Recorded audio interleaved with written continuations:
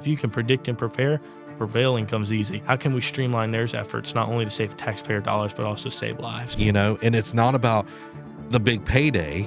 It's about, I want to help people. I want to save people. And just the heart of that, is within RescAlert. It's like if someone gets hurt and I knew I could help that from happening, I probably carry that a little more than I should sometimes, but I do. And I think that's the drive, though, that gives me to keep moving forward. Why do you really do this? I could let you know that the 17th was going to flood at 7 feet because we're having a bad rainstorm up to 8 hours before it actually happens, and give you the rise rate of how fast it's going to rise every 30 seconds so that you know that, and give me those predictive analysis, which allows road crew and things like that to come out, put barriers so people don't drive in and drown. This is Jakob Carmichael, CEO, Visionary, Protector. If you're your first line of defense, how can we empower you with the most information so that you can make the best decision to keep not only you, but the people you love safe?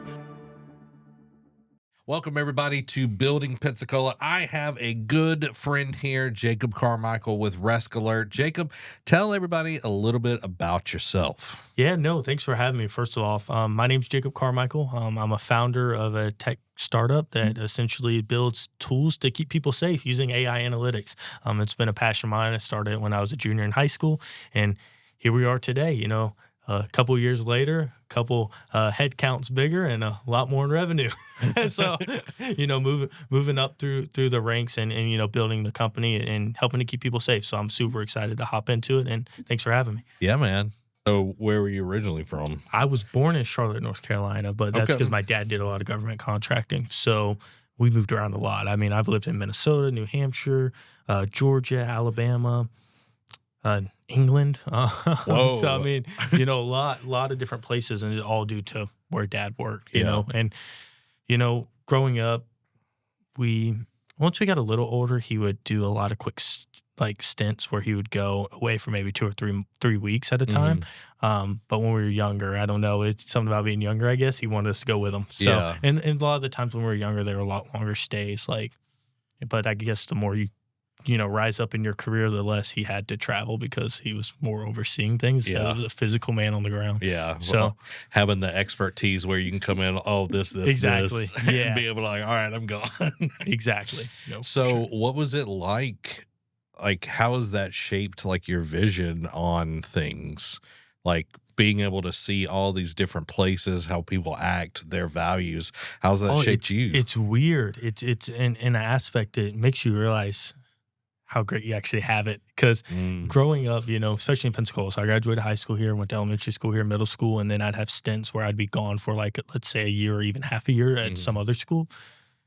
Everyone's like, I can't wait to get out of Pensacola, go travel the world. It's great. I love it, seeing other things. But, man, Pensacola's home, and it is one of the best places possible to live on the planet. Yeah. I mean, you have everything here. It's a little smaller than your typical big city, but it's also not as small as a small town. So it's like you get the best of both worlds. I mean, we got our own ice hockey team. We got our own baseball team. I mean, there's so much you can do here. And it's just getting better and better. Because I remember growing up, dude, downtown was nothing. Right. And now it's you want to go downtown, and there's entertainment, there's places to eat, there's bars. There's just so much down there now because, people have invested in the community. For sure. No, definitely. Especially a lot of the local entrepreneurs, but also I think in the political realm right now, especially with the local city, politicians like DC, Mayor DC. Yeah. I mean, those guys, they're all about, building the city and giving back, making the city more safe. And I love that aspect, but not even just them, moving to Escambia County's county commissioners, the new election that just happened last year. I mean, we got a lot of new fresh talent in there. One that I helped with, I would consider a good friend of mine, Ashley Hoffberger, which she ran on the ability of making public safety a mission for the county. And she had an emotional story tied to her, and I think it's great for you to probably get her to tell that story. It probably is way better than me probably regurgitating it, but she's a real go-getter and all about just building the community here and how can we help the people that are here instead of just making it the same old tourist place. Yeah, because tourism, of course, is bringing money in, but it's they're here for maybe a week, at most a month, you know, during the summer. But then it's like, what about the people that are here day in, day out? You know, they pay their taxes here. Like they're here, and their whole family, generations of people are here. It's my family, you know. I mean, you can trace some of my family members back to the settlement of Pensacola. So I mean, we've got people that have been in this area for a long time. Here in South Alabama has been really big for our family. So let's say you're at a coffee shop, Jacob, and someone comes up to you and is like, "Hey, what do you do?"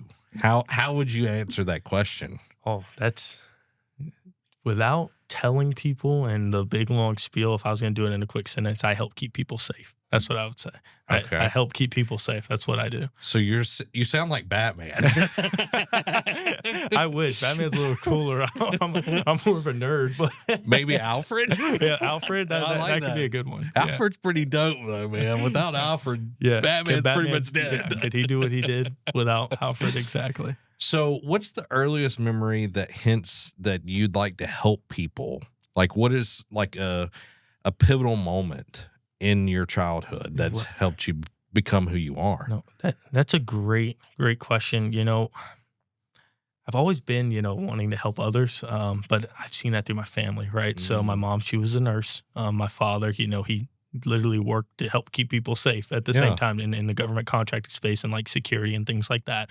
So being able to see them, I knew I wanted to be an entrepreneur though too, you know, start my own thing. So I would say Hurricane Harvey is what really put me on what I'm doing now in 2017, where I was like, man, I could really build a solution to help these people, and especially recover from the most traumatic time of their life. But prior to that, I mean, I had a lawn care service. I mean, just a smile on people's faces, especially the older lady that lived down the door, you know, she, Miss Pam, one of the nicest ladies ever. Me cutting her grass on a weekend, making $10, and her smile. I mean, that to me, that was great. Better than the $10. Exactly, better than the $10. You know, I mean, or let me play with her dog and stuff. So I mean, you know, being able to give back in some ways like that. Obviously, you know, I was making a little money as a kid, 12 years old, doing that. But those are the type of things I knew I wanted to do. So I love that because the servant's heart is there from a early age with you. It's not just like, oh well, I got to make money so I can go rent a game from Blockbusters or whatever. It's like you cared about Mrs. Pam. Yeah, you know? No, you know, and I think that really comes a lot from my parents too. Because I mean, my parents, they're everything of my success. You know, they should get 100% of the credit because I mean, the way they raised me and my brothers, and the way of, you know, giving back, doing the right thing, even if it takes a little longer. That's how you're going to be the most successful. Yeah. And help people just because you can, you know. Don't look for it for anything in return. My great grandfather, which we call him Big Papa, I never got a chance to meet him, but there's so many stories in the family about him. He told my dad that if you do a good deed for somebody, you don't get to feel great about and you expect something in return. If you do a good deed and expect something in return, you don't get to feel good about that because that's a business transaction. Yep. He's like, if I'm going to do something for you because I know, I owe you later down the road, that's a business transaction. You don't get to feel good about that. And my dad told me that, and I'm like, you know, that makes so much sense. Do the good things just because you can. Don't expect anything in return, and the great things will just come on their own. Maybe not to you, but to people that you love. And I truly believe in that domino effect. Smile to somebody because you never know how their day's going to get changed, and then change the guy next to them. That's very biblical, where it's, you know, if you get your reward now, that's all you're going to get. Right. But if you just do it for the good of other people, your reward's later. So for sure. No, definitely. I mean, I think just doing the right thing, I mean, it'll come back to you. I mean, you kind of get what you put in, right? So you get out what you put in. So if you're going to put in good, you're going to get back good. And I truly believe that. It doesn't mean you're not going to have bad days, but you're going to have a lot more better days. Yeah. If you're dealing with vinegar, you're always going to taste vinegar. Right, exactly. But if you're dealing with honey, it's easier to swallow some things. So take me back to that night, Hurricane Harvey. You're 17 years old. What is happening that has made you get on the path that you're on now? Sure. Well, let me take you back just a little bit before that too. So like I said, I knew I always wanted to be an entrepreneur. I would come up with some of the craziest ideas. Me and my dad, we were the father and son that, sat in front of every, Thursday and Friday night to watch Shark Tank with a notepad because we were investors too, just like the Sharks, right? So that that's what we did. And I learned a lot doing that. And I would bring the craziest business ideas to my dad first. Like, well, hey, what do you think about this? And all the way down to, heated snow tires was one big one. You know, when we were living in New Hampshire, I was a sophomore in high school. I'm like, what if I just made a snow tire that, heated up so high that it just melt right through the ice? And my dad's like, well, here's the problem. You're going to melt your tire. Or let's say someone spills some gas on the ground at a gas station. There's your problem. And I'm like, okay. So, but I mean, I could probably think of thousands of ideas that I did that too. But one night watching TV, Hurricane Harvey in 2017, when it hit Texas, Category 4, when it made landfall, one of the biggest disasters that ever happened in Texas. And I'm watching on television, and you see the police department going to save people that the fire department saved a day prior. Resources getting distributed to locations like swiftwater rescue teams and things like that, where people had already been rescued or volunteers had already helped get those people out. And I'm like, wow, there's a big problem and just miscommunication here. And I'm like, well, why is this? So I take this to my father, and he's like, this is the best idea you ever came up with. And he's like, I get asked for a system like this all the time, but the only reason nobody's done it yet is because it's extremely difficult and hard to do. And locked myself in my room for that weekend, and I came up with the simple, just on paper, a prototype of how this system could work and flow with each other, and presented it to my dad. And my dad's like, hey, this is a pretty good idea. Locked myself in my room again for, 3 days, a weekend, Friday, Saturday, Sunday. Built the very first prototype. It wasn't a full functioning prototype, but it got the point across and how the system could work. And it kind of took off the running from there. But really where I identified the problem was you'd have all these different organizations from police, fire, EMS, all the way down to volunteers like United and Red Cross. And then you have a public safety director that, whether it's from the county, city, or the state level, that oversees all these different responding organizations. But all those different organizations have a system that they use for their day-to-day, which is perfect. I know, love, and trust it. When it's time to work together with those organizations, they don't talk to each other. And that's where you see the problem at. And so basically I built an algorithm that uses AI to map all those systems into one unified platform. So now the public safety director can manage an unlimited number of organizations from one spot with one password. And then it evolved so much to where it is today, where the AI actually does all the monitoring for them and just tells them where to focus their time and effort. That is, I know the system because I, have talked to you before, but, just hearing you talk about it again, it is amazing because it just makes perfect sense. Sure. It's just like, well, why hasn't this been done before? But you've cracked the code on something that, again, I think it goes back to that thing that you already know is you're helping people. Right. And it's not about the big payday. It's about, I want to help people. I want to save people. And just the heart of that, is within RescAlert. Very much so, and don't get me wrong, the money's great. I mean, of course. Yeah, exactly. And I tell people that, but I mean, I would still do this if I made $10,000 a year. You know, I would still do it because knowing that you can make a difference and not making a difference, I kind of take that a little personal because if someone gets hurt and I knew I could help that from happening, I probably carry that a little more than I should sometimes, but I do. And I think that's the drive, though, that gives me to keep moving forward because, I mean, money's great, but it's a byproduct. If you help people and we keep doing and we're going down our path and our mission to basically help predict, prepare, and prevail and help save lives, we can, the money's a byproduct that's going to come. And then we're the prime example of that. It's companies going great, moving forward in great directions and good strides. So I know that you went to college for 2 days, right? Yeah, exactly. 2 days. And you've created a very successful business. What was going through your mind? Because I went to college, okay? Went there 4 years. I don't even use my degree. But you were 2 days in, you're like, I think I could use my time better to help people. That takes some courage, man. Yeah, a little bit, and I don't see it as such a big jump. I mean, especially, I guess it is looking at it from a 1,000-foot view, but looking, being in it and living it, to me, it was a smart decision, I was 20 years old at the time, and I'm like, I can do this, right? I can. If I mess up, then I'll just go back to school, right? What's the worst case that happens there, right? So, but to answer your question, when I did it, I was like, this is the right move to make. Fast forward a year and a half later after that, I am actually back in school now. Okay. So yeah, Awesome. Full Sail University. I'm trying to get my PhD like my father in computer science. Congrats, Slowly man. moving forward, taking night classes. Thank you. No, but I did that because, again, if y'all don't know by now, my father is a big mentor in my life, Yeah. right? He told me, don't do something you're not willing to ask somebody, or don't be willing to do something, or be willing to do something you would ask somebody to do for you. So like, don't ask somebody to do something you wouldn't do, right? And our software developers, I require them to at least have some sort of a degree or enough education or work time experience to match that degree in programming from the software development side of the business.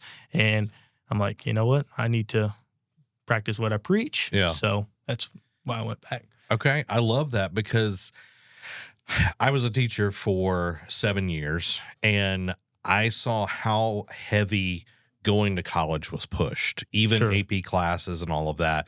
And clearly I value education, but the thing that I do now, I never went to school for. Sure. Like video editing, all of that, never went to school. I literally taught myself, and had mentors. And I feel like a lot of that was your case as well. Now you're at school. So. What is your opinion on college? Do you feel like the system going from high school, because you've had some real world experience now, so you have some like just better worldview. Do you think it's a broken system? Not 100%. Okay. So, and that's a little tricky. For college, I believe in some applications it makes sense. So, and I don't even want to just narrow it down to the type of degree you get into. I do think that's a big part in real world practice, but I think it comes down to what's your path? What do you want to do, right? Because obviously college at the time wasn't the most important path for me, and that's why I made the change. But also, let's take my older brother, RC. That guy's light years ahead of me when it comes to just being brilliant. His name's Jakob Carmichael. We call him RC because he's the same name as my father. So instead of calling him Junior. But and he works with me. He's my lead guy out in the field, and this guy could run miles around me. Wow. When it comes to just being a solutions engineer and designing custom systems. I mean, that guy, he's been doing it with my dad since he was 16 years old. So there's not much he hasn't seen, which he's such an untapped resource inside our company today. But I think college makes sense from a standpoint of, if I'm going to go prove that I can do something really hard and show up a lot and get good grades, it makes sense if that's what I'm trying to pursue into a different career field. But if I'm trying to start my own business, it still doesn't make college a bad thing, because I think there's a lot of things that college could have taught me early on from the business acumen side of the business. But I feel like proof that college, you don't have to have it, right? Yeah. So it's really, and that's not a saying don't go. Just be smart, make your decision. Because I do still think there's a good avenue for college. I think college is way overpriced. Yes, I do. Yep. But I think that if you play it smart, there's many, many options on which way you should go. But so I hope that answers your question, because I'm not fully giving up on college, because I think it plays some good aspects in people's lives. And I know even going to school right now, and after being, I'm a business owner right now, growing my business every day, I still see college being a value. I learned something. Oh, I didn't know that's what that was. I just knew this is how you did it, if that makes sense. So it gives a little background, especially on the business acumen side, on key terms and things like that. Because majority of my business knowledge has come from reading myself, which shows you that you need. With today's world of the internet, you can find out anything you want if you're willing to spend the time to learn. I think college just gives you that format to actually, all right, this is how you're going to learn it. Yeah, there's a pathway to get to that place. And if you're not in college, you've got to form your own path, whether that be, reading, like I read all the time. But also, I think my business best attribute to my success so far in business is the people that I surround around me, my mentors and my advisors. I mean, these guys have been in the business world forever. I may not always take their advice, but I get every single one of their opinion on big decisions that need to be made in the company, because 9 times out of 10, they've been there before. Again, funny thing, my father says, not to plug Allstate, but he always goes, I know a thing or two because I've seen a thing or two. He's like, I tell you what not to do. But it's, I don't know. I think surrounding myself with those mentors is really what's helped me get to where I'm going today. I think of mentors kind of like parents in a way. It's like you get advice from them, you get direction, and it's like, I don't want you to see you make the same mistakes as I did. Right. And they're trying to fast track you. Now, are we, at times hard-headed, and then we have to learn ourselves, as kids or whatever. Exactly. And the same thing with being a business owner. Correct. It's like, well, I really think this is going to work. And it's like, all right, I'm just put my 2 cents in. But I love that you have such a good group of people around you because you have your family. You said, I know you talk about them as like your main operating system. Like, how has that been like running your company? And like, how did it all kind of come together? Like getting like pieces of, oh, we're going to move you here. You need to do this and that and the other. Like, how did that happen? Yeah, it's a big part of my life. So, now there's some members of my family that don't work for me full time, but I do consulting with them or bring them in, and just giving their piece of advice. And there's other parts of my family, like my mother, for example, she works internally with me full time. She's my full time controller, so she helps with all the accounting and everything like that. And just being able to have those people in house has been a real big privilege too. Yeah.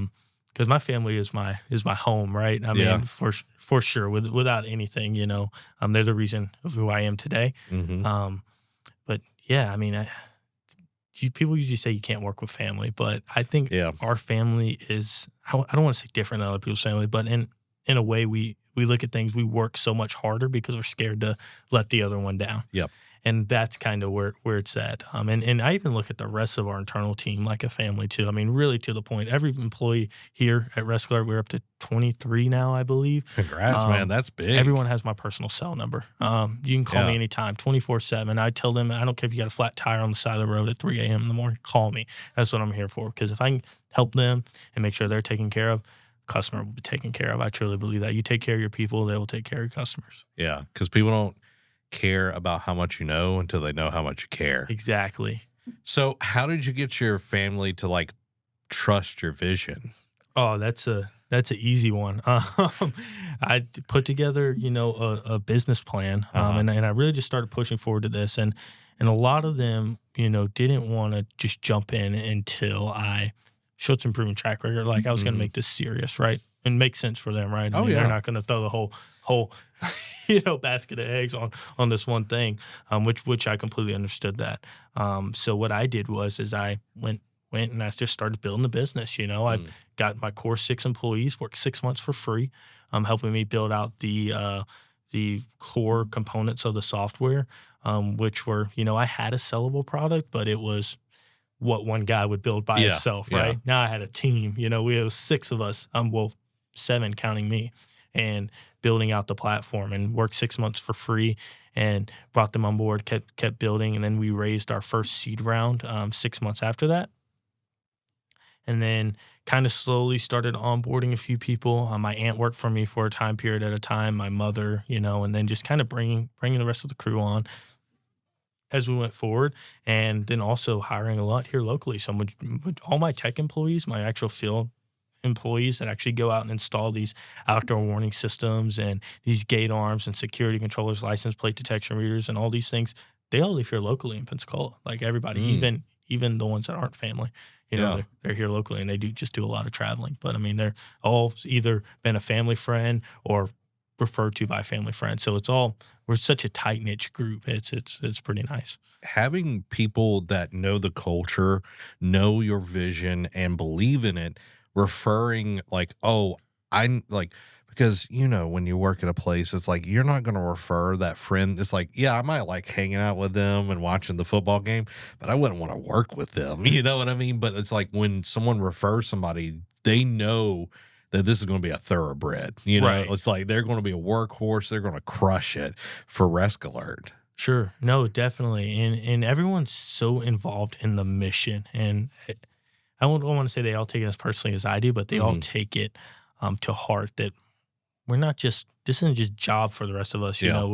We are helping people. And if we don't do our job, that means people got hurt. Bad things happen, right? And I tell people that all the time, not working in this industry or even knowing about it, ignorance is kind of bliss a little bit because people don't realize how much bad stuff, actually happens. And you only hear about the stuff we don't stop, right? And then you're like, wow, where were these guys and the public beats us up over and things like that. But, Yeah. and that's fine, because I mean, our goal is to stop everything 100%. And I'm not just talking about RescAlert from a standpoint. I'm talking about everybody that works in some type of security or public safety aspect, right? So, I mean, there's people try to do bad things all the time, and it's up to really, really smart people to try to stop them. And I love being the front of that and trying to help stop the bad guys. Because I mean, it's not just natural disasters. I mean, it's domestic terrorisms and things like that too. That we can be the pioneers and being on the front of, which we are, and we're stopping, which is like fantastic. Yeah.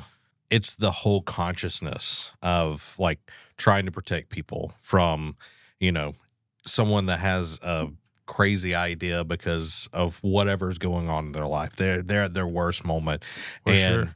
You're also really, when you get down to it, trying to protect them as well. And I know like some people don't want to think about that, but it's like you have to sometimes protect people from their worst instincts. Sure. No, definitely. I think really what it all comes down to, and I think if we're going to boil down RescAlert to its main components of what make us successful, especially from the software component, is the integrations and the ability to make the communication more simpler and smoother. Because I'm a 100% believer we have the best first responders on the planet and the people in the positions to make this happen. I mean, they're the ones that, leave their home to go to make sure that we're okay. And, being able to help empower them, to give them the tools so that they can do their job better, because their job is to go. They're running in the line of danger. They're going to go help, whether that, be some type of domestic terrorism and it's a police officer going to stop the threat, or if it's, the fire team, putting out their swiftwater rescue team or the Coast Guard coming to save people because their house just got blown away in a category 4 hurricane, like Hurricane Harvey, so, or EMS or, volunteers, Red Cross, Unite, all these different people coming together, their job is to go. How can we come in and provide a solution to help them execute a little bit better? Because they already have the skill set and they already have the courage and the bravery to make it happen. So it's just empowering them. Circling back to your family, I know you look up to your dad, you value his input and his thought process. What is the hardest conversation that you've had with your dad about RescAlert? I've been trying to snipe him to come on full time for a long time, and he tells me no. He looks like he's getting ready to the point of retirement. He's always been there if I needed guidance or question or anything like that. That would probably be the joking one. The probably biggest guidance was, and the biggest, I guess, can you reframe your question a little bit? So like, what's a brutally honest conversation where he might have called you to the carpet of, hey, you need to step up as a leader here, or, you might need to take time off? Sure. Okay. So that's happened a couple times. I did take a vacation at the beginning of this year because, overwork it can be a thing, even if you love what you do, and burnout. And I was kind of becoming, I guess you'd call, I don't know if we're allowed to curse on here, but asshole, if we're getting down to it. And he's like, listen, you need to take a break. So I took a cruise over New Year's, and had a kind of detox. Part of me still worked a little bit. I'm not going to lie to you. I did bring my laptop and get the crappy cruise Wi-Fi. But I still went on vacation and I did get a little bit back on that. But one big thing from a leadership perspective was, there's times in a business you're just going to be banging your head into the wall. It doesn't matter how good things are going. There's always something you can be working on. And this was probably very early on, maybe 3 months in after our first funding round. Where do we go next? I'm panicking, I'm beating my head against the wall. I wouldn't say so much panicking, but definitely beating my head against the wall and like, man, why won't this go?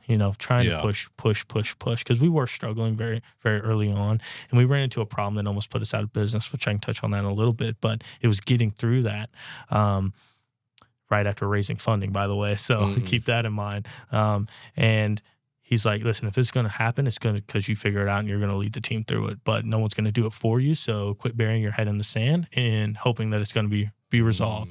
Now, that doesn't mean you got to solve the problem today. The problem's going to be a problem tomorrow, but don't wait for the problem to just get exponentially worse when you can do something about it.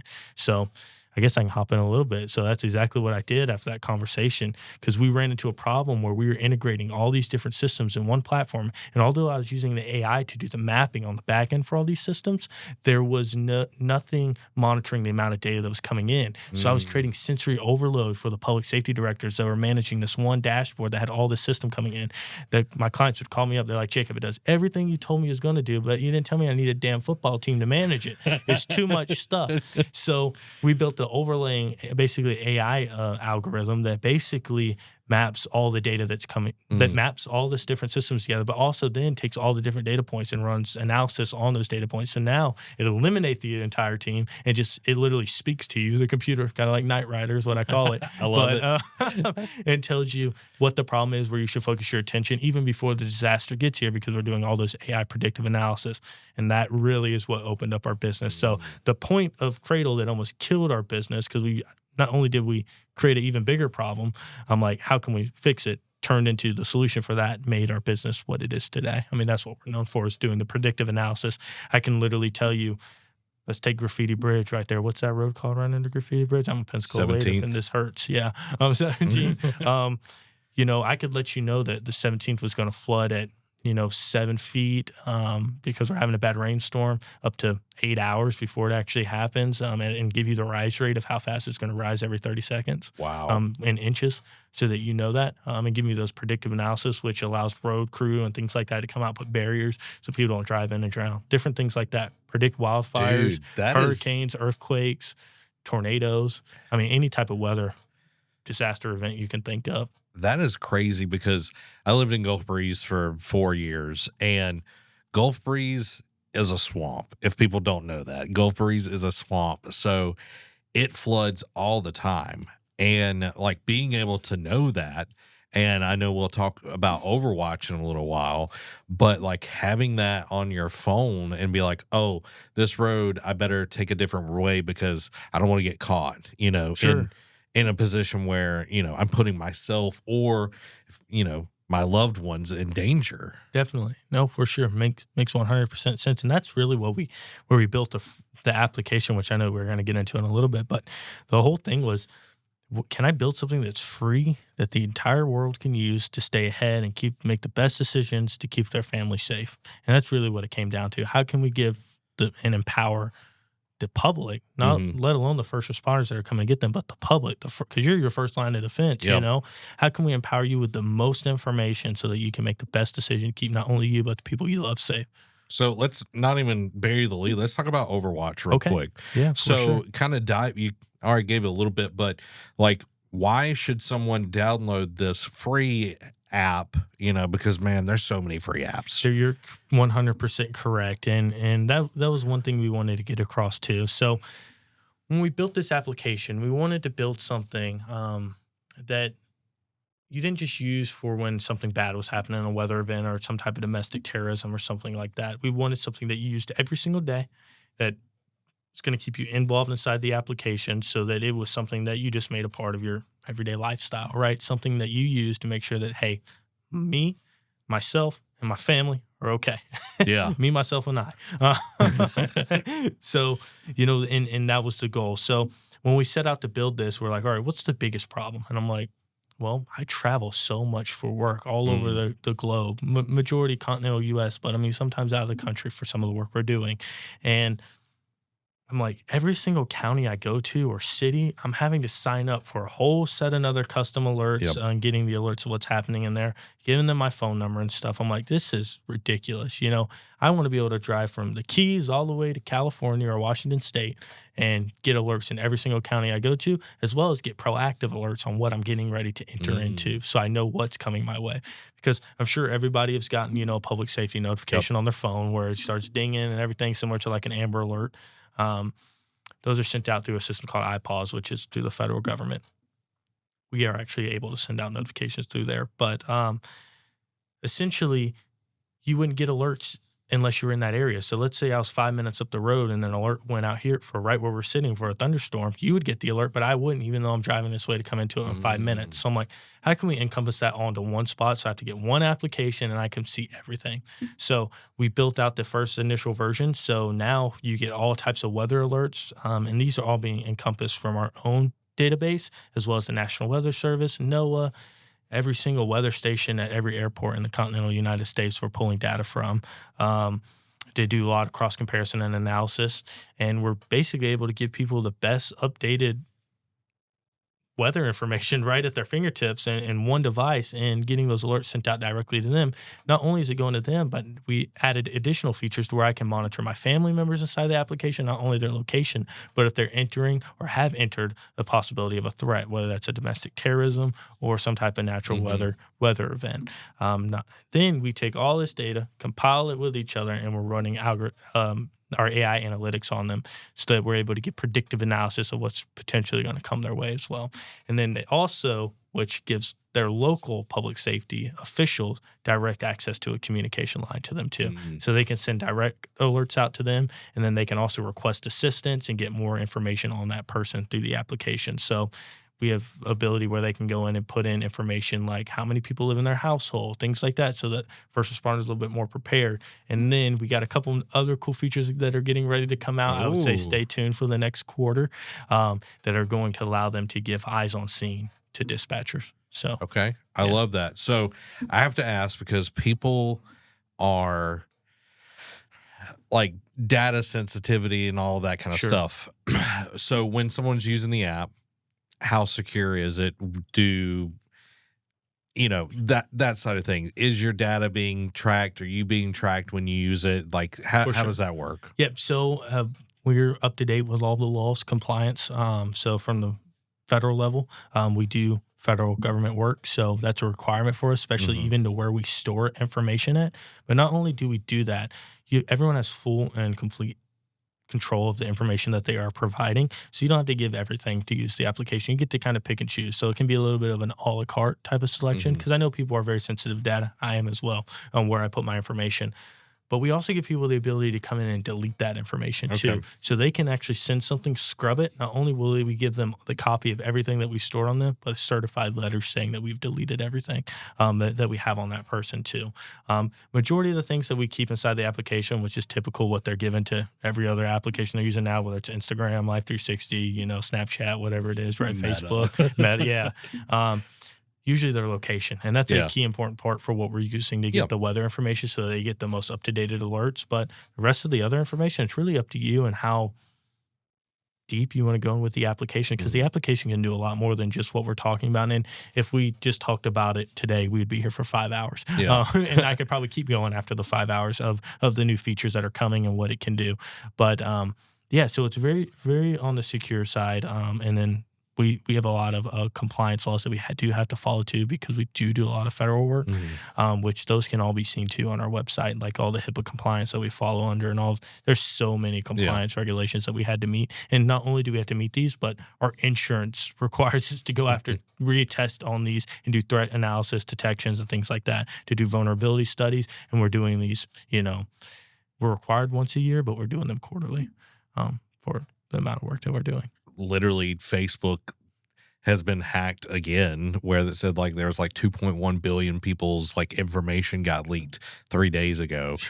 And it's just like, okay, like knowing that makes me feel a lot better. And I know some people are way more sensitive about their data than I am. And then some people are like laissez-faire about it. They don't even care and everything. So I just wanted to kind of put that out there, that you are taking care of the users, and being able to say, hey, if you want your data scrubbed, you can do that, because not many places would do that and give you a certified letter. Hey, we've taken care of it. You're clear. Very, very much so. And, we have a lot of strict compliance guys on our team that this is all they do all day long, is make sure that we are, not only are we compliant, but we're secure, right? Because, last thing we want to do is lose faith in the public when they're trusting us to help keep them safe, right? So our goal, and they're always going to be our number one priority, on making sure that they are taken care of and they feel not only safe, but educated and comfortable with using our application to make sure that not only are they keeping them safe, but their loved ones. Because I mean, I don't know about you, but that's the number one thing to me, right? I mean, you can do. I tell people, do what you want to me, but don't mess with my family, right? And I'm sure everyone's the same way. That's the most important thing to anybody. Without people's family, what's the point of all this, right? Yeah, exactly. So, and we want to honor that. So let's talk about Pensacola. This is Building Pensacola. I love it. Let's get into it. So what does Pensacola offer RescAlert that other major cities don't? I love the central location for the Southeast. That's a big part of my clientele base is here in the Southeast, spanning from New Mexico to the Keys in Florida. I mean, to the Carolinas, to Georgia. You know, we do work Louisiana, Mississippi, Alabama, you know, all these areas. And it's like a kind of a central hub for us. Not only is it a central hub, it's home. And that's probably the biggest piece is that it's home. Yeah. But also the entrepreneurial community here too is really big. How willing people are just to help, you know, not because they have to, but because they want to. I can give one big shout out, and I could go down the list, and I hope the people that know me that watch this podcast later forgive me. But one like big gentleman, Pete Lautner, you know that he's a financial guy and one of the smartest people I ever met. Took me under his wing when he didn't have to. You know, really just brought me in. He's like, hey, any way I can help assist, I'll help it out. Jason Blades, another one. He's the one that helped me meet with Mayor D.C. Reeves. And yeah, just took me under his wing. Any advice I needed. I mean, Pete Lautner, Aaron Watson, another big one of the big local attorneys here. Neil Grosshider, my business coach. I mean, I could run down the list. You know, Michael Driver, owner of the Sun Press. You know, I mean, so many local business owners here in Pensacola. Suzanne Johnson, another big one. I can Mary Jordan, Gulf Coast Insurance. I can run through all these people, local business owners here in Pensacola that are like, hey, I see a guy that's trying to do something cool. How can we help? Not asking for anything in return, just wanting to be that person that they can call for help. And I probably got a list of another 30 people that I could run down that have just been there to help me. And that's probably what makes Pensacola, because in a Tampa, people are always, you know, and I don't want to, Tampa's a great city. I love it. But I mean, the bigger cities, people are looking for how's this going to return, help me. Transactional. And exactly. It's transactional. And people just want to see another person succeed here. And that's, to me, that's uncommon in other places in the world. And yeah, that's probably the biggest aspect here. And then obviously, you know, when people do something out of the kindness of the heart, it makes you want to help them out too. So I do business with a lot of them now that I can. But you know, they never expected that in return. And to this day, if I left them, I knew they'd still be my best friend and answer the phone when I needed their help. I love Pensacola because it's large enough to have the kind of growth mindset that allows entrepreneurs to go after these bigger ideas, but it still has that Southern charm where you will help out your fellow man. Very much so. I call it the good old boy system. Yeah. Here, you know, people, if you do the right thing and you're really trying to better yourself and help people, whatever that is, right? It could be a roofing company, whatever, right? I mean, people are willing to help you. And I found out kind of my own twist I'm putting on this is kind of looking at why, because that's the way my brain works. I got to figure out, why are you helping me, right? What's the thing? And a lot of the times it comes down to someone has helped them in the past get to where they are. Yep. And they're like, this is I'm in a position now where I can help do that too. So even if it's just advice, I mean, I can't tell you how many times I'm calling Neil on the phone saying, hey, Neil, well, I need assistance. You know, what do I do here? Or Michael Driver or Suzanne Johnson, you know, Mary Jordan. I mean, I call her probably every other week. You know, she's always been there for me since day one. Literally since day one. So I mean, people like that. I mean, and I know I'm forgetting names, and I feel bad, but there's just so many, and that's the best part about Pensacola is there's so many people that are just want to help. And even let's take Mayor D.C. Reeves for the first time. You know, Jason Blades helped me get a good contact with him, working with Jason, but you know, I sent DC an email 2 years ago, let him know what I was working on. He responded back to me within an hour. Wow. And he's the mayor of Pensacola. Like, yeah. And I mean, this was a lengthy email, a couple paragraphs, like just giving him an insight. Hey, this is what I'm working on. Love to get your advice on it. Send me back an email and set me up with Chief Craner, the fire chief of Pensacola. So, and Deputy Pratt. So, I mean, set me up a meeting with them to kind of just talk and like, who does that, right? So, I mean, it's That's the Pensacola charm right there. The people wanting to see other people succeed and help in any way they can. So you were talking a little bit before we started rolling Sure. about the graffiti bridge, and you were mentioning, like, if anyone that has ever lived in Pensacola, we have the graffiti bridge is an amazing thing. I love it. I always love to see what kind of art's going on there. But even though there are signs that say, don't go over here if you're over this height, you always see some truck ramming itself through there. So just 3 weeks ago, we had one, another one. So, I mean, and it's made the news, and I know everyone, especially from Pensacola, about it. But that's kind of been a special project of mine, and I actually got an opportunity to mention it to DC a while back, which was pretty nice. So much so he wants to hear more about it, which is exciting, but I actually engineered a solution that I believe could cut down 90 to 95% of the collisions that are happening there. I tell everyone, you can't fix stupid. No, you can't. You can't. And that's a little bit of a joke, because I do get some accidents happen. And that's why they're called accidents. But I do honestly believe the engineered solution. It's a custom solution that's never been done anywhere in the world before. Utilizing our software to help make it happen. But man, I'm so confident I can make that happen at little cost to the city.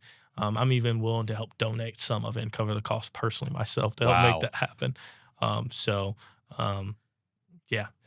We're willing to, if they're really interested, and once I meet with them, I know we'll probably have to bring in the FDOT. But I think if it's something that we can put together, I'm willing to help out. Obviously, it's going to be quite the project, but I'm definitely willing to make it lucrative and worth the city's while to help give back a little bit too. Well, and you think about it, it's making people safer. 2, it's not causing infrastructural damage because trains go over that. Right.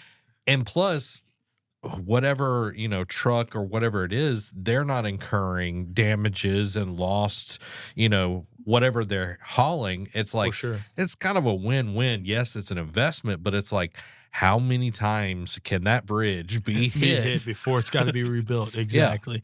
And, the fact is, and the best part about it is everyone that's involved is looking for a solution. They want a solution just as bad as the public does. And that's probably one big thing I love about the world of where Pensacola is right now, is that everybody's so proactive. They want to just jump in and help. It may take time because these things don't happen overnight. Especially when you're working with government and things like that, budgeting and all that fun stuff, it doesn't happen overnight.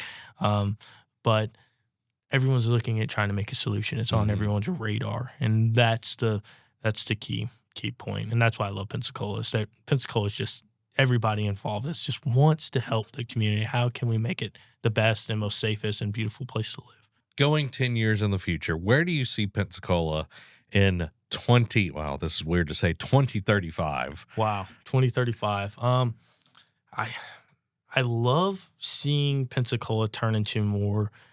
And I feel like it's very early on. I feel like we're on the presence of it, but turning into more of a tech city. Okay. I'm very friendly for new initiatives and startups coming in, bringing, more jobs and things like that, higher paying jobs to the economy in the world of tech. I do believe that that's going to be a big rise that we're going to see over very early on in the next 5 years. I think RescAlert's early in the game of being in the city. There's a couple other big companies that are here locally that are in tech as well. But I do see that being the biggest flip moving into the near future. I do also see the tourists picking up a little bit more. It's just without a doubt, Pensacola is becoming more popular. Every year we see more and more people here. But I also think there's a lot of good opportunity to capitalize on that for the local economy. So your mantra is predict, prepare, and prevail. Give me a story that all of those aspects have been just shown through. We were trying to come up with something. What says what we do in 3 words, right? What says what we do? And that was probably the hardest week of my life coming up with it. And my CMO, Simi, came up with that, predict, prepare, prevail. And I'm like, man, those are our 3 Ps right there. Yeah. And I'll give you the biggest project we work on, and that was out in San Antonio, Texas. We did a big, massive flood mitigation project where not only did we do integration of different flood sensor devices, rain gauges, but also data from the National Weather Service and NOAA, combining all these into one unified platform, as well as weather stations from nearby airports, where we were taking all this data into one platform. Then we run analytics on that. We're taking historical data to do pattern recognition. Mm-hmm. So we take what's happened in real time and then what we've seen happen in the past, and we give a probability, which we coined from like the President's State of the Union. We call them SOUs, State of the Unions, of what's happening. And basically, long story short, we were able to take their flood prediction right there in Flood Alley up to 2 hours at sometimes in advance of flood water coming their way. Oh. Now that we're able to take, a lot of those flood scenarios and pull them in, we're able to set off, sirens, let people know that flood water is coming their way, send out notifications to their phones to protect their lives and their property, literally trigger, road closures, not only at physical devices on the roads to let people know the roads are closed, but also through Google Maps, Waze, Apple Maps, notifications on their phone, the mobile application Overwatch by RescAlert. So I mean, we're able to really engineer this whole entire solution to where not only are we giving them a predictive of what's going to happen, we're allowing them to prepare. If you can predict and prepare, prevailing comes easy because you're going to be able to overcome any disaster you have. Because if I know what's coming my way, I can go ahead and prep my resources that I have so I know I can respond to this in the most efficient way possible. And that's really the main goal, right? I mean, because everybody here pays taxes. I don't know anybody that can get away from it, right? And, we're putting in taxpayer dollars, and part of that is to keep people safe, right? The local public safety. And how can we streamline their efforts, not only to save taxpayer dollars, but also save lives and streamlining the efforts of getting to the people and responding to them quicker. And if we can, with our main goal is getting them out of the disaster altogether before it even happens. I know so many times we look at natural disasters and, even domestic terrorist things, it just comes out of nowhere, It does.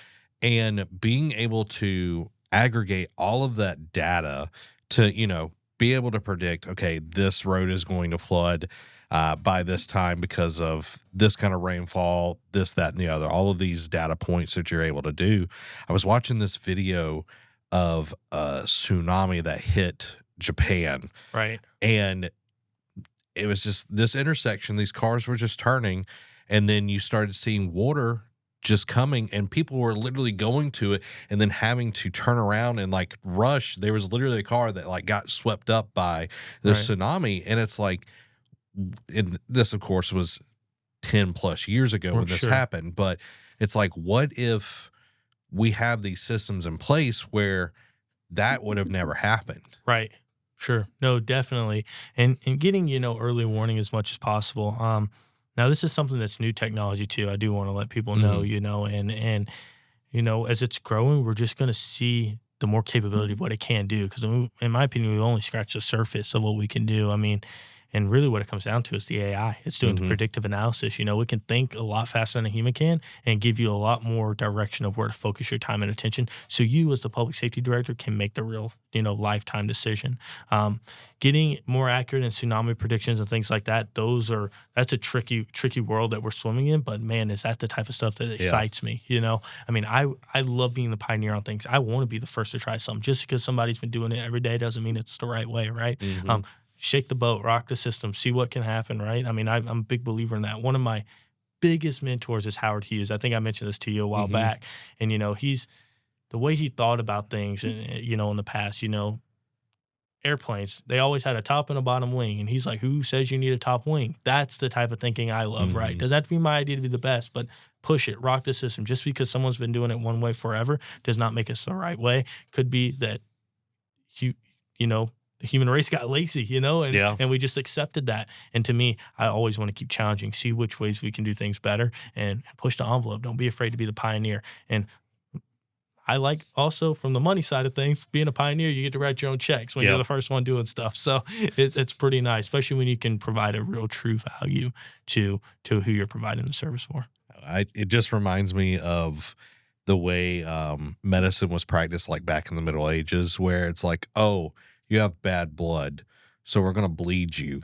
You know what I mean? It's like somebody had to be like, I don't think that's the right way. Right, yeah, that's probably not as healthy as you think. Yeah, and it's like, because people rocked the boat, tried different things, got penicillin, we got all these different amazing things, and they're not just resting on their laurels now, just like you're not resting on what you've already done with RescAlert. Sure. No, definitely. Push the envelope. Keep innovating. That's what's going to keep not only RescAlert here, but that's what's going to keep the ball moving forward and making sure that people can stay safe. And that's really where my big thing is I'm big on how can I keep people safe and keep security at the top of the mind. So, and when I mean security, not just like security on the information that we store, but also physical security for people on facilities and things like that. How can we make sure that bad guys aren't doing bad things and natural disasters don't get the best of us?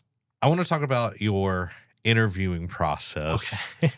You interviewed like 200 plus people, and you came down to the 6 core members that are still with you today. Yes. Like, what do you look for when you're hiring someone to work at RescAlert? It could be a developer. It could be somebody that is in the field. It could be someone answering phone calls. Like, what do you look for in a team member? I'm looking for one big thing, and it's the hardest thing to find, but it's that act of service of wanting to help, because that right there, I could teach you how to do anything else. We got programs for that, right? You know, I mean, I could show you how to do whatever you want to do. What's your mindset? Are you going to be the guy to stay because it's 6:30 in the evening and we're on emergency order, but this needs to be done because we know that a storm's going to be hitting tomorrow and the county needs this really bad? Are you going to be that guy to stay because you want to make sure that people are safe? That's what I'm looking for. And we reward a lot on giving that back. So if I usually have a guy stay late, I'll give him the next day off or something like that. You know, try to be as much as we can, right, realistically. But that, and then I'm also looking for the guy that's going to throw ideas. Guys that's not afraid to just speak up. Even if they think it's going to be a dumb idea, ask it, because that's how, that's how innovation happens, you know? I mean, that's how great things get built. And every time in my interview, I tell people, it doesn't have to be my idea to be the best idea, but we want ideas. Everyone's got a boss and they get overruled at some point during the day, right? But don't be afraid to throw your ideas out there, because that's where innovation happens, and that's how we're going to be the best possible solution for the public, is provide great ideas that we can build and keep pushing the envelope. I just think about bottled water when you were talking about that. How many people thought about putting water in a bottle? Sure. And never took that plunge to just make it happen. And then someone put out bottled water and it was like, oh, I'm going to buy bottled water. Like, it sounds like now it's like whatever, but back in like the 80s, the 70s, if you said, oh, I'm going to sell bottled water, people are like, it's free. I can get it from the tap. Sure. No. And it's the same thing. It's like you're encouraging your staff, your team members to bottle water. No, definitely. For sure. It's a thing of convenience too. I mean, look at that. I mean, I'll pay for convenience. I have in the past, and I'm probably really good for the economy here locally, because I'll pay anything for convenience. I'm DoorDash's best customer. I feel you on that. So, I mean, literally, and I think that's really what it comes down to: providing the good service that people can get behind. And bottled water's part of it. Being innovative to make sure that you're providing the best service. Even today, what we're doing in RescAlert, probably the best? No. I think there's things we could be doing way better, but that's where innovation comes in, where we're going to grow over time. We're doing the best that we know today, but tomorrow is a whole new world and a whole new set of technology that gets released, and staying ahead of times and not being willing to make the jump and make it happen. I think one big one is, BlackBerry and Apple, right? BlackBerry was so in on that keyboard, right? They're like, this is fantastic. It's not going anywhere. It's easy to type, when it was an app world all day long. Everyone lives in apps now. So, and Apple saw that and ran with it, right? I mean, it's just part of the way the world is today. One gentleman, I want to add this in here too, I got to speak with. His name's Jeff Hoffman. He founded Booking.com, Priceline, that company. Real smart guy, and just listen to how he looks at different industries to help his own industry.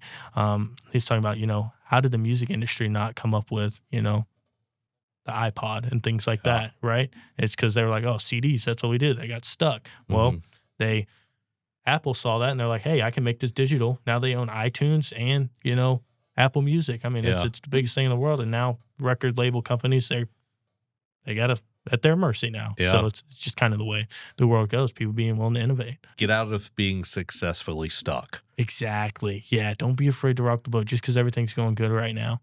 Exactly. No, I like that. Yeah. Just because things are going good, they could be better.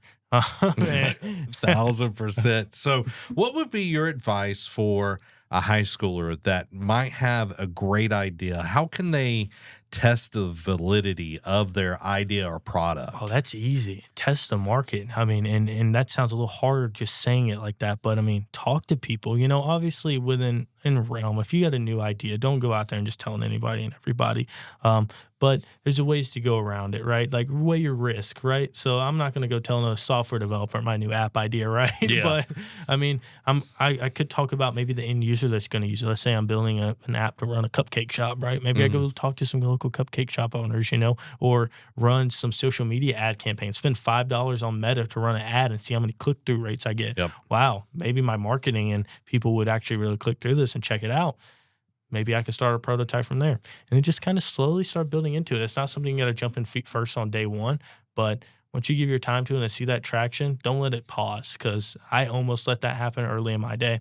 And pausing on the idea could hurt your momentum. Take that momentum and let it snowball. And because it's hard to pick that back up. It's possible. I'm living proof that it is, but pick that momentum back up. And that's when I went back to school, essentially. I was like, when I went to school and dropped out the first time, the 2 days, I was like, nah, school's the route to go. And, you know, thinking on it 2-3 weeks. And I'm like, you know what? No, I need to bet on myself one time. So that's what I did.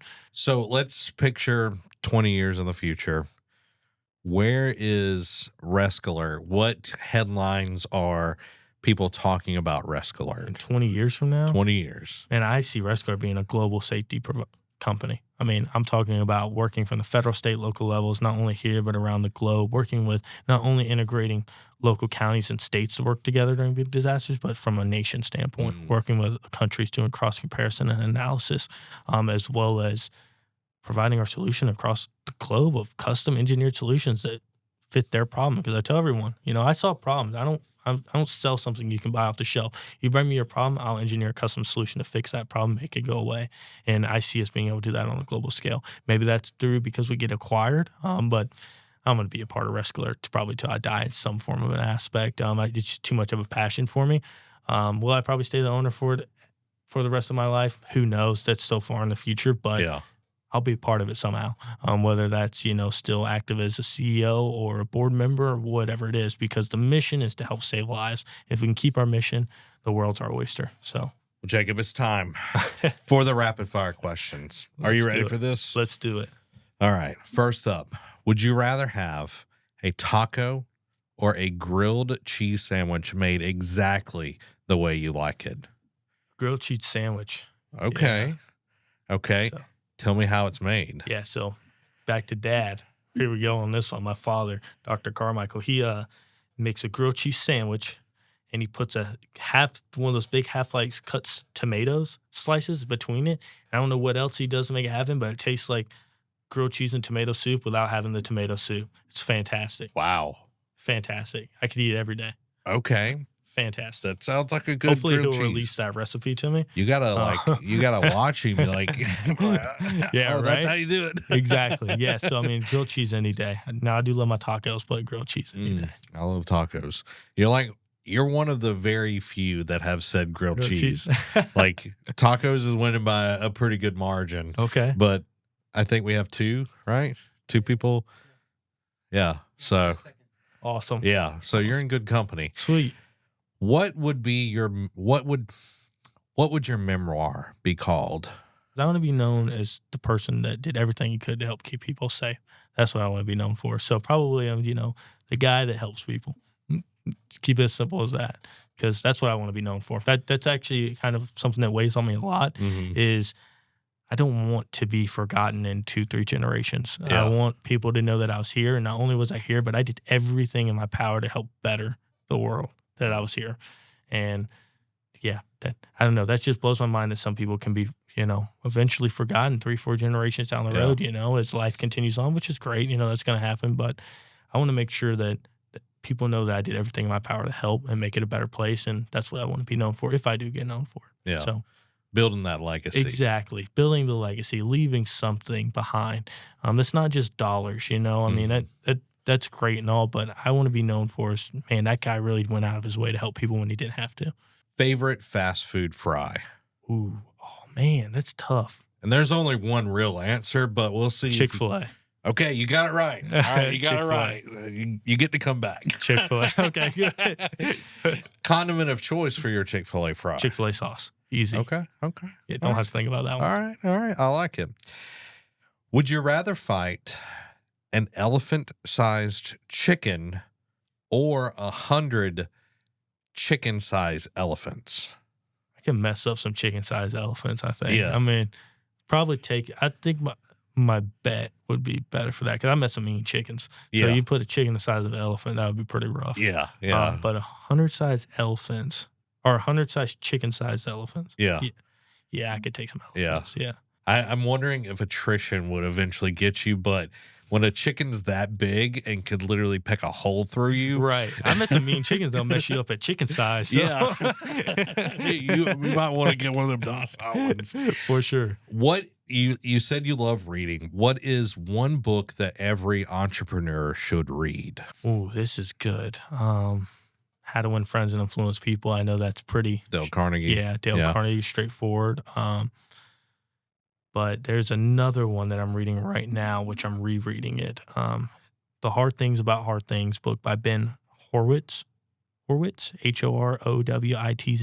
Yeah, Horowitz. Horowitz. Great book. So what is it about? The hard things. The hard things. Yeah, exactly. And how you're making decisions on moving through those hard things and the matter of how important it is to make the decisions fast, but don't just make a decision for the sake of making a decision. Be a calculative decision on why you made that decision. And when you make that decision, don't look back. Go forward because it's already made. You got to keep moving forward. That's probably the best part about that book. But Dale Carnegie, that's a good one. Developers, for developers, I would say it's a book. It's called, I'm going to mess the name up on it. How to Think Like a Programmer. Okay. It's like written, you can read it as a sixth grader, but it really starts to get you to think how to become a problem solver, how to look not at just something, I got a problem. How can I solve that problem? And even if you're not a developer, I encourage you to read that book because it's going to allow you to look at problems differently and how to analyze them and break them down into, steps, very, very, very small, minuscule steps, as small as it can be broken down to, and design a solution to fix that problem. So, I love that book. That's probably one of the best ones I would recommend too. But those three right there, and you read those three books, you got a good start in life. I like it. I always love getting book recs because I'm an avid reader. So I'm just like constantly wanting to consume to be better, and I love that. So what is next for your entrepreneurial journey? That's a good question. I'm always looking out for new things to be a part of. Things that excite me is when people are doing stuff that nobody else is willing to even try because it's hard or it's the abnormal. The reason why no one did RescAlert before RescAlert was because it's easier to sit back and sell software. My team requires people to show up boots on the ground and design custom solutions for them. The software is a base model and, it kind of is a la carte and it is customizable, but it's still you're using the same system a little bit. But we make our system mold around how someone's already doing business instead of making them mold how they do business to make our system work. And I know everybody, even at home, can attest that is that's a problem we all suffer through, right? Everyone probably has an application they know. Why can't I just do this too, right? And that's where we kind of fix that gap. And that's why no one's done it, what we've done. But the things where people are trying to be a pioneer, I want to be a part of. And anyway, even if it's from an advisory standpoint, an investor, which I've been going down that route too. I've been investing in a couple other businesses, moving that route as well, which is exciting to be a part of that because I never thought I would be, the guy that people were coming to pitch their idea to, which I love that aspect. And I'll sit and listen to anybody if they got something exciting that they're really trying to be the first on something. But that's what excites me. I want to help build teams to challenge the problems or to take on the problems that nobody else is willing to touch because they're too hard. Well, Jakob, thank you so much for being here. I love your story, what RescAlert is doing. How can people find you, the app, and if someone wants to, like, let's say it's a government, how are they getting a hold of you? Yeah, so we can be reached if you're a government agency or somebody that you want to reach out to us. You can call me directly in my team. It's 888-632-0707. That's our business line.